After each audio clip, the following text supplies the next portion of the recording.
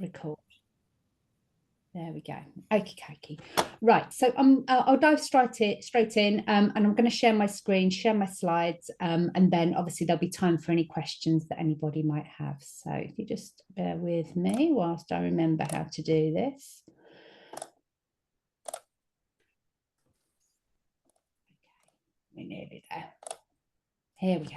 Right. Okay, so the things I'm just going to cover tonight, as I say, I'm hoping to be done and dusted in less than an hour, so you can all get away and start cooking your tea. But the things I'm planning on covering are about why digital champions are needed, what we at Cambridge Raker are trying to do. I'm going to show you the tool that you would use as one of our digital champions, and then I'll just briefly touch on what the next steps are if you're inclined to move forward with being a digital champion.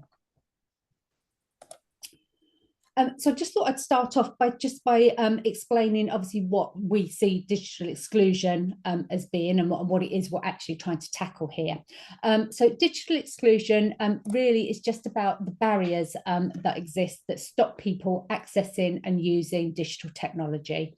And the thing that you can find if you can't use that digital technology, and I'm sure you've all experienced it a bit in your day-to-day lives, is that so many things now are done online, and if you can't use those technologies, there's certain aspects of society now that are closed off to you, and that's really sad. But obviously it's not going to go away. So obviously what we need to try and do is take those people who are digitally excluded and move them with us so that they can take advantage of those things. The reasons why people end up being digitally excluded tend to fall into two broad sort of camps. So obviously, first of all, getting online can be expensive in terms of obviously the devices that you need, and obviously the ongoing connection to be able to use the internet. So that's one reason that people end up excluded. But another reason, and I think one we see sort of quite a lot in our work, is just because people don't have the confidence to know where to start. I think particularly for those of us who probably didn't use IT at school, it wasn't a thing that these days children start, right, don't they, from their sort of cradle. Parents give them an iPad or whatever to when they're getting agitated. But for those of us that weren't in that age group, you can end up not developing those skills, and you get a little bit nervous about trying, because you hear horror stories about people being scammed, etc., and it's just all quite overwhelming. So I think those are the sort of the reasons why people have ended up being digitally excluded. So what we're trying to do, we're basically trying to overcome those two things. So obviously the lack of access, we can provide devices. So that's a really simple one. And the way that we're looking to do that is to provide devices that can be kept in our community hubs, because then, somebody's responsible for them. They can be pulled out when people need to use them.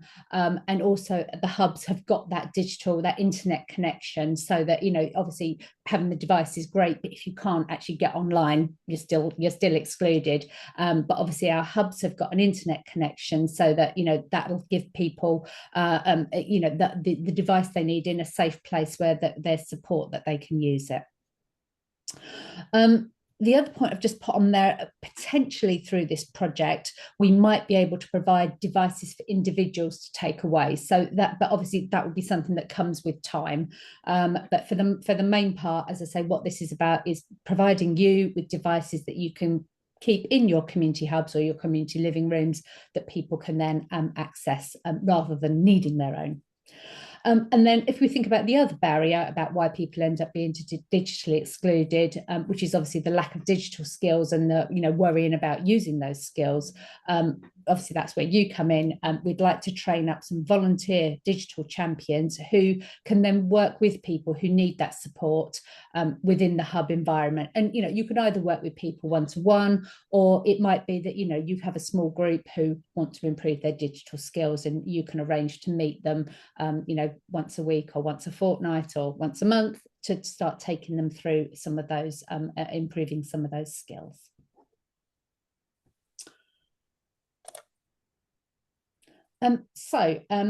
Obviously through this project, you would get access, being one of our digital champions means that you would get access to something called the Digital Champions Network. And that's provided by an organisation called Digital Unite, who you may or may not have heard of. But essentially, once you're on that network, what you get is access to their bite-sized learning.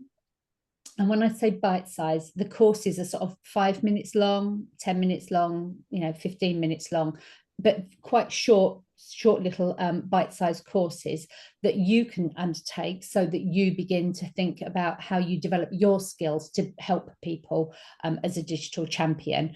And the idea is, you can very, very quickly get to the point where you feel confident to be able to go and help people with their IT skills.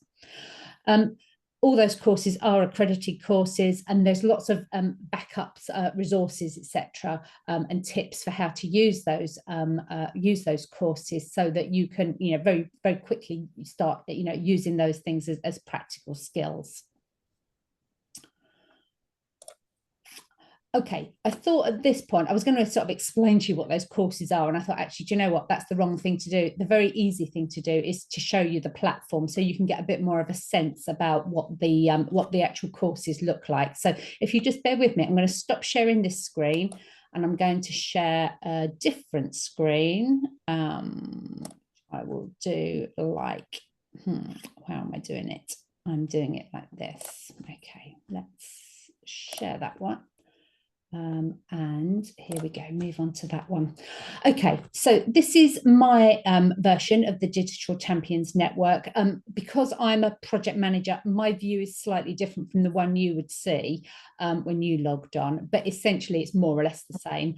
And what you would do is you would just go to this courses tab here, and then you'll see it brings up all the available courses that digital champions can access. So for example, if you look at the Digital Champions Essentials, it'll show you the bite-sized courses that are literally, they sort of recommend that as digital champions, you would work your way through so that you begin to understand how best to help people. And just to sort of show you how that then works, if you click on a session, so for example, planning a session, you can see here that it says this one's going to take you about 10 minutes to do, and you'd click the view content button and it would talk you through how you plan a digital champion session. So that's an example of one. And if you start to think about the people who you might be working with, you might think, oh, do you know what, I'm not sure how I would go about perhaps there's some people who come along to your hub whose English isn't their first language. So you might think, oh, I wonder what resources are available that would help me to work with people with limited English. So for example, if you click on that, you can see there's a couple of quick courses that you can do here about helping people with limited English. So I hope you can sort of see from that the types of things that are available. As I say, there's sort of obviously by subject matter, but then there's also about things about helping sort of specific groups. So, if you were working with older people, you might want some guidance about how best to deliver digital champion sort of work with older people. And you could obviously look on that and see what things there are. So you can see here, there's immediately, there's, some fun things to do, so how you can help people. And those things might be quite useful if you're working with people who are perhaps a little bit nervous, older people who are a bit nervous about going online. If you can show them how to have fun online, it says this one takes 20 minutes, for example, but that will give you some ideas for how you could work with older people, for example. So I hope that just gives you a bit more of a sense about what the Digital Champions Network would give you access to. I'm going to go back to my slides again now. Again, a lot of chopping and changing. Sorry, I'll be with you in a moment. It's that one, isn't it? I need. Bear with. There we go. Okay, so back in the room. Okay, so I suppose the question you might be asking yourself is why would you want to do this through Cambridge Eureka? I mean, obviously, anybody can sit next to anybody and obviously help them with their IT skills. So what's special about doing it with us? So I suppose I think the things are, if you do it with us, you'll get access to devices. So we will provide you with devices, and I'll come on and show you the devices that we will be able to provide you with. You'd obviously also get access to that digital champions network platform that I've just shown you. So you begin to, as I say, to access the training and resources that you need to feel confident to be a digital champion. But I think the other things that I would say about doing it with us is that there's something about doing it as a group of people, isn't there? There's something about, you know, feeling part of a team who are doing this. So there would obviously be opportunities to sort of share with each other how you were doing, how you were finding it, any tips you've picked up, ways of doing things that, you know, you found particularly work for you. And I think we all benefit from that kind of sharing experience. I think the volunteers at the community hubs will agree that, you know, when we bring you together online or in person, there's a great sort of sense of camaraderie and you know, beginning to feel like we're all in this together. You know, I think we all benefit from that. I think probably that I'd do some sort of regular email update just to sort of keep you in the picture about any new developments.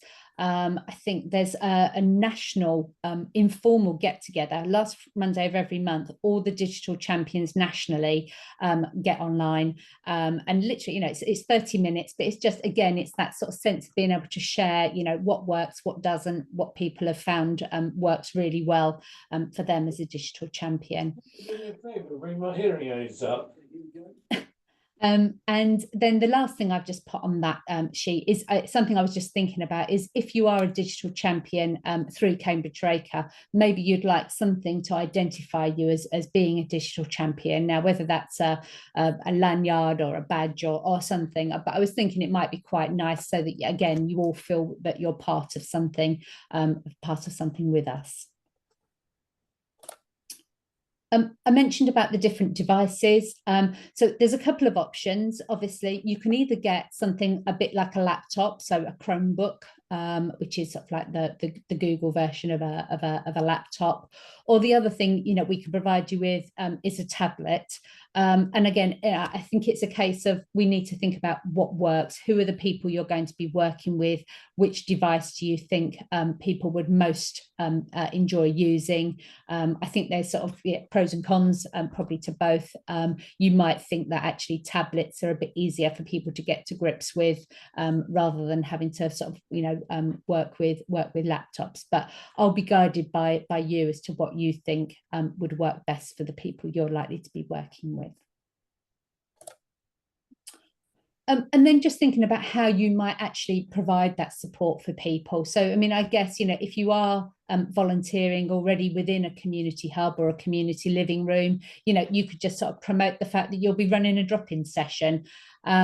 You might sort of prefer that if you prefer to work with people on a one-to-one basis, you might say, well, I'm going to offer sort of half-hour slots and I'll be there for, you know, a maximum 2 hours so I can fit 4 people in and please book ahead. You might, if you're feeling really techie and whizzy, you might decide that you want to offer sessions by Zoom. Obviously, once people get a bit more au fait, obviously we're using technology, that might be something that you can do. Or you might provide any combination of stuff. So I think, again, you know, as your skills develop and you start to understand the people who you might be working with, you might decide that one of those things works better than another. In terms of what I'd sort of need from you, it's not very much. You know, you can volunteer as much or as little as you want. I'm thinking that, you know, if you volunteer for sort of an hour or 2 hours per month, then, you know, bearing in mind, I know a lot of you are already volunteering for us as volunteers within community hubs. You know, I don't want to keep adding to your burden. You know, and it would be great, obviously, if we can find new people who aren't already volunteering in another capacity, just because otherwise I just think, you know, you all end up, it's the same few people in every community who do everything, isn't it? But you know, but that's what I was thinking, you know, a couple of hours perhaps a month is enough just to keep you ticking over. And as I say, just the only other thing I would need you to commit to is to reporting on, obviously record what you do.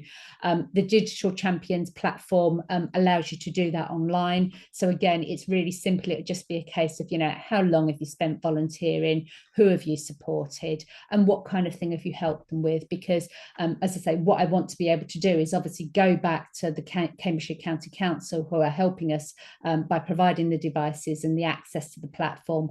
And I need to be able to say to them, look, we've made this difference. And I'm hoping that if I can go back to them and say, look, this works, and we've made a difference and we're helping more people get online, then they might be, obviously, they might continue to fund us and perhaps do more as well. So I think this is my final slide. So literally, I just wanted to tell you what the next steps were. So if I'll stop. Oh, sorry, I realised I've rattled on, so I will pause for questions in a moment. But I just want to say that the next steps would be, if this is something you think you'd like to do, then you literally, all you'd have to do is email me. I'll circulate these slides to you along with the recording, so you'll have all this detail. But if you would like to become a digital champion, then you just email me. I would send you a registration code, and you literally then go onto the Digital Champions Network platform and you just register using that code, and it would obviously immediately allocate you to our part of that system. And obviously, once you've obviously become a digital champion and started to undertake your training, obviously at that point you're going to say, well, hang on, I need devices to use in my community hub. So we would obviously then explore what device you would like me to provide, and I would get that obviously purchased and obviously sent out to your hub. So hopefully quite a straightforward process to get going. And I think that was it. It is. I'm going to take my slides down, and then if anybody's got any questions, happy to field those. Anybody? Can I ask how long the pilot is for? Originally it was supposed to be to the end of this month, Nigel, but obviously it's been taken a while for us to get up and running. So but Cambridgeshire County Council are really flexible. They're quite happy for us to continue for another year. So I think let's just see how it goes. But yeah, so obviously once you've got the devices, obviously they're obviously lent out to you, and I think I'll explore with them how long for, but I would think a minimum 6 months, but probably more likely a year, I would think. Okay, thanks. Anybody else? Alison, hi Gary. I'm a volunteer and trustee with Cambridge Online. Right. And we work, you probably know Cambridge Online, mainly within Cambridge and some of the villages around. So this sounds like a sort of a parallel scheme, really. Except that, of course, your spread is much wider than Cambridge Online can do. So I didn't know if we could sort of maybe pool resources or something. We could explore that at some point. Of course, yeah. I mean, it's funny. A colleague and I were saying earlier that Rachel, sorry, on this call, that there's lots of people trying to sort of operate in the same space. I think there is in everything that we do. That we always find somebody else who's doing something very similar elsewhere on a slightly different patch or whatever. So yeah, always really happy to have those conversations with people and see how we can work together rather than treading on each other's toes or falling over each other trying to reach the same people. But I think that, the thing for us, I think one of the reasons we're trying to explore this through our community hubs is literally we know that coming along to the hubs are people who wouldn't necessarily be able to travel to things that are taking place in towns.